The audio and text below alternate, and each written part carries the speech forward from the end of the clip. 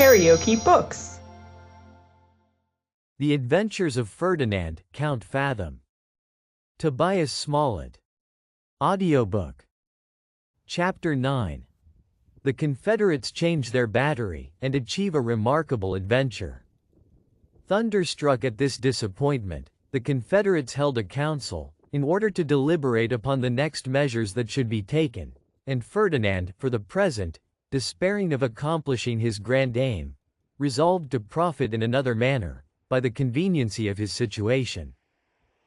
He represented to his helpmate that it would be prudent for them to make hay while the sun shone, as their connection might be sooner or later discovered, and an end put to all those opportunities which they now so happily enjoyed.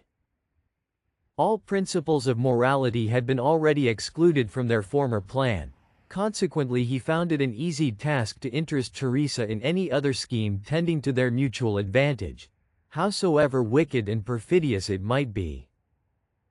He therefore persuaded her to be his auxiliary in defrauding Mademoiselle at play, and gave her suitable directions for that purpose, and even tutored her how to abuse the trust reposed in her, by embezzling the young lady's effects, without incurring the suspicion of dishonesty.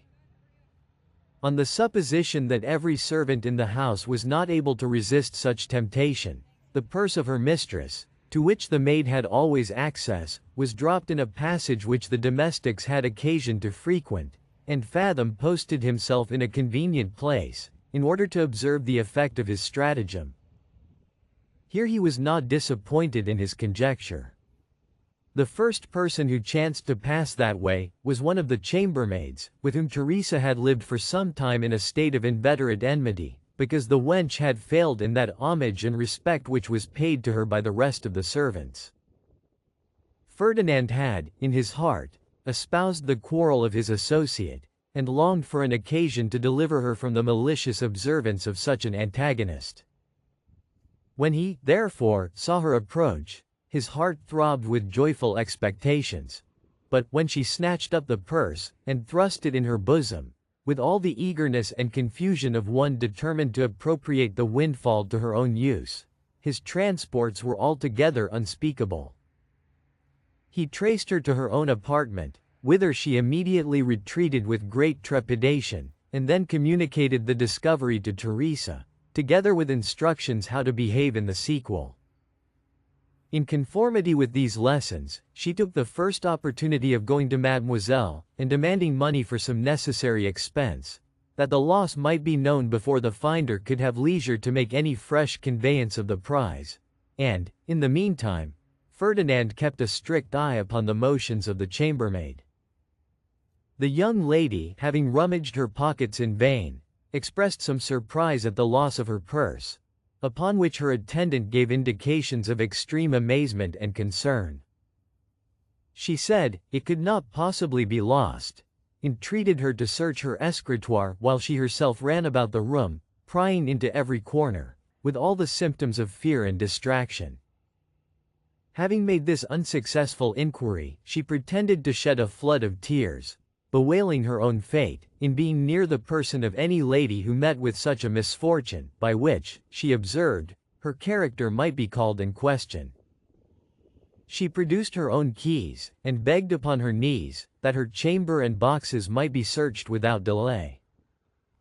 In a word, she demeaned herself so artfully upon this occasion, that her mistress, who never entertained the least doubt of her integrity, now looked upon her as a miracle of fidelity and attachment, and was at infinite pains to console her for the accident which had happened,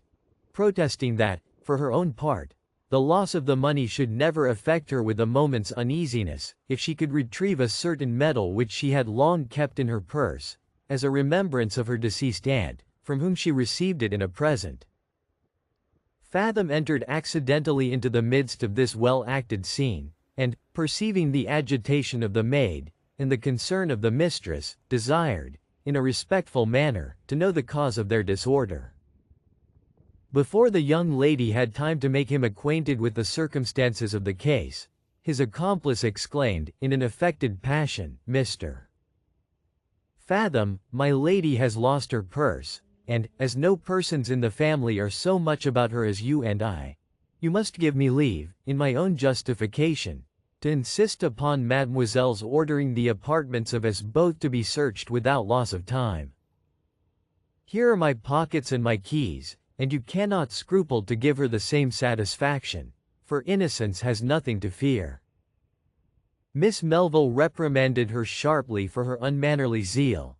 and Ferdinand, eyeing her with a look of disdain, "Madam," said he, "I approve of your proposal, but, before I undergo such mortification, I would advise Mademoiselle to subject the 2 chambermaids to such inquiry,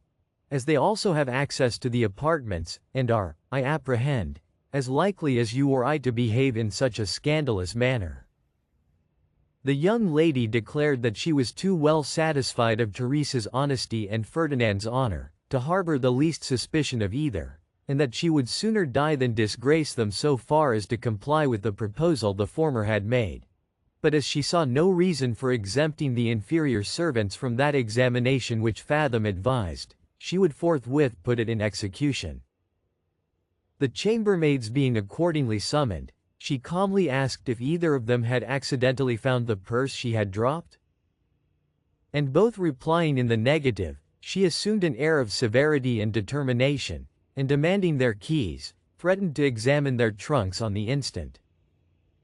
The guilty Abigail, who, though in Hungarian, was not inferior, in point of effrontery, to any one of the sisterhood in England, no sooner heard this menace, than she affected an air of affronted innocence, thanked God she had lived in many reputable families, and been trusted with untold gold, but was never before suspected of theft. That the other maid might do as she should think proper, and be mean-spirited enough to let her things be tumbled topsy-turvy and exposed. But, for her own part, if she should be used in that inhuman and disgraceful manner, she would not stay another hour in the house, and in conclusion said, that Mademoiselle had more reason to look sharp after those who enjoyed the greatest share of her favor, than believed their malicious insinuations against innocent people whom they were well known to hate and defame.